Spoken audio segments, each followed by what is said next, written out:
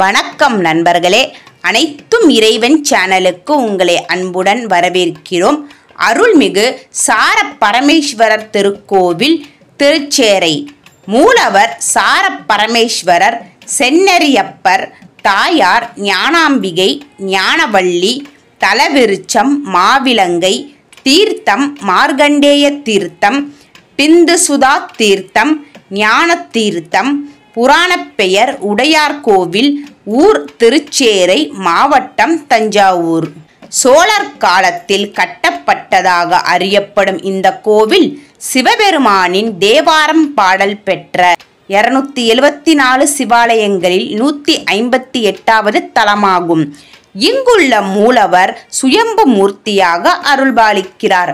ஆண்டுதோறும் மாசி மாதம் 13, 14, 15 ஆகிய தேதிகளில் இறைவன் மீது இறைவி மீதும் சூரியனின் ஒளிக்கதிர்கள் விழுகின்றன.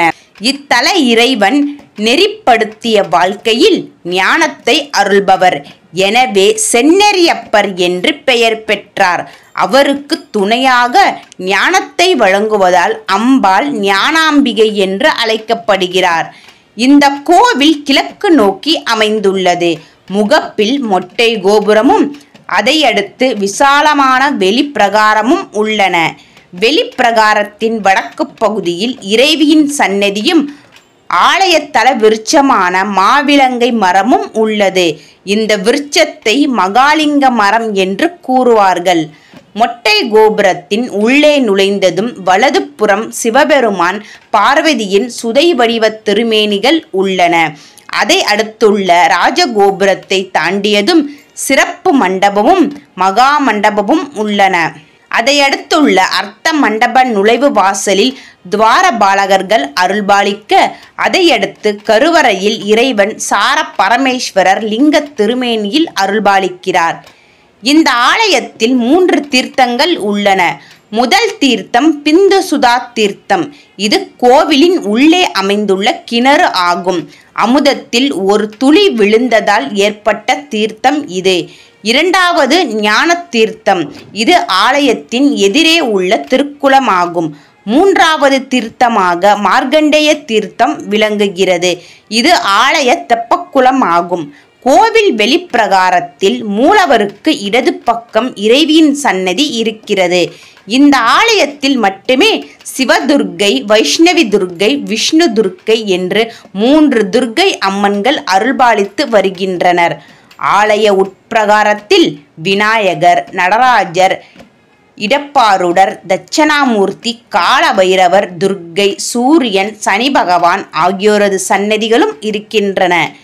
மகா சிவராத்திரி, ஐப்பசி அன்னபிஷேகம், மார்கழி திருவாதுரை ஆகிய திருவிழாக்கள் இங்கு சிறப்புடன் நடைபெறுகிறது.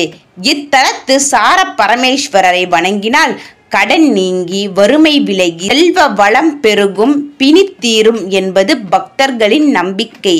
தல விருட்சமான மாவிலங்கை மரத்தின் வருடத்தின் 4 மாதங்கள் வெறும் இலைகளாகவும், அடுத்த 4 மாதங்கள் வெள்ளை பூக்களாகவும், அதற்கடுத்த 4 மாதங்கள் பூ இலை ஏதுமின்றி காணப்படுவது இந்த கோவிலின் சிறப்பாக கருதப்படுகிறது.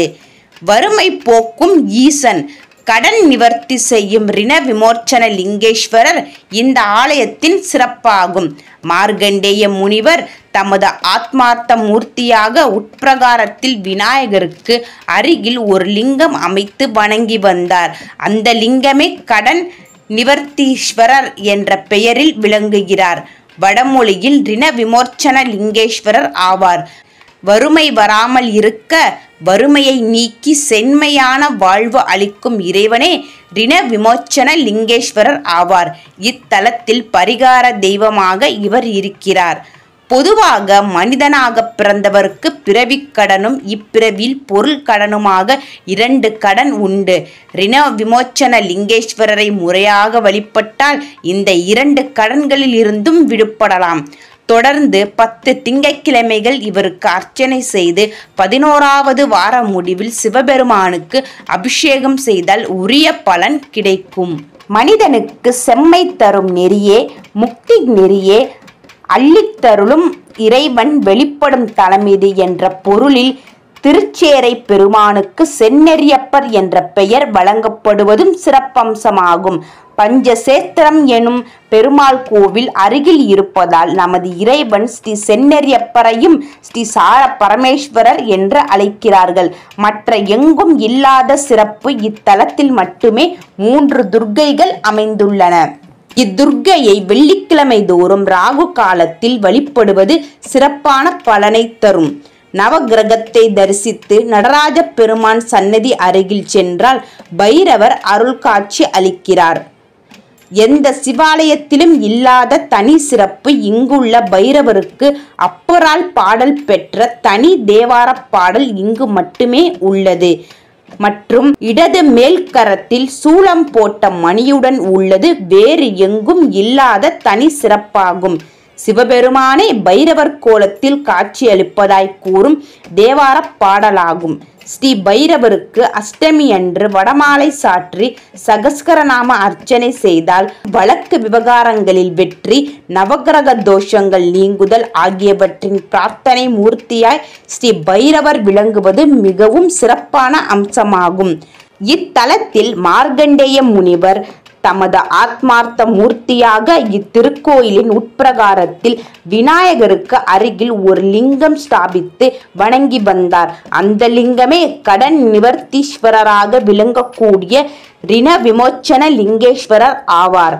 ரிண கடன் விமோச்சனம் நிவர்த்தி, கடன் நிவர்த்தி செய்யும் ரிண விமோச்சன லிங்கேஸ்வரர் மனித பிறவி எடுத்த ஒவ்வொருவருக்கும் தன்னுடைய ஜீவிதத்தில் சுகமாக இருக்க வேண்டும் என்று தான் ஆசைப்படுகிறார்கள். ஒருவர் பிறக்கும் போது நல்ல ஆரோக்கியத்துடன் அறிவு உள்ளவராகவும் கல்வி அறிவு உடையவராகவும் இருந்தாலும் வறுமை இருக்குமானால் அவரால் சுகத்தை அனுபவிக்க முடியாது. அப்பேற்பட்ட வறுமை வராமல் இருக்க வறுமையை நீக்கி செம்மையான வாழ்வு அளிக்கும் இறைவனே ரிண விமோச்சன லிங்கேஸ்வரர் ஆவார். தக்கன் யாகத்தில் தான் செய்த தவறுக்கு கழுவாய் தேடி சூரியன் பல இடங்களிலும் இறைவனை வழிபட்டான். அவ்வாறு சூரியன் பூஜித்த ஸ்தலங்களுள் சார பரமேஸ்வர ஸ்தலமும் ஒன்றாகும் என்பது இத்திருக்கோவிலின் மற்றொரு சிறப்பாகும். கும்பகோணத்தில் இருந்து திருவாரூர் செல்லும் சாலையில் கும்பகோணத்தில் இருந்து 15 கிலோமீட்டர் தொலைவில் உள்ளது திருச்சேறை திருத்தலம். இங்கு செல்ல கும்பகோணத்தில் இருந்து பேருந்து வசதிகள் உண்டு. வீடியோ பொறுமையாக பார்த்ததுக்கு மிக்க நன்றி. வீடியோ எல்லாருக்குமே ஷேர் பண்ணுங்க. கோயிலுக்கு வர முடியாதவங்க இதன் மூலமாக இந்த அற்புத திருத்தலம் பார்க்கட்டும். சேனல் சப்ஸ்கிரைப் பண்ணுங்க. வேறொரு கோயிலோட நம்ம மீண்டும் சந்திப்போம். வாழ்த்துக்கள். நன்றி. வணக்கம்.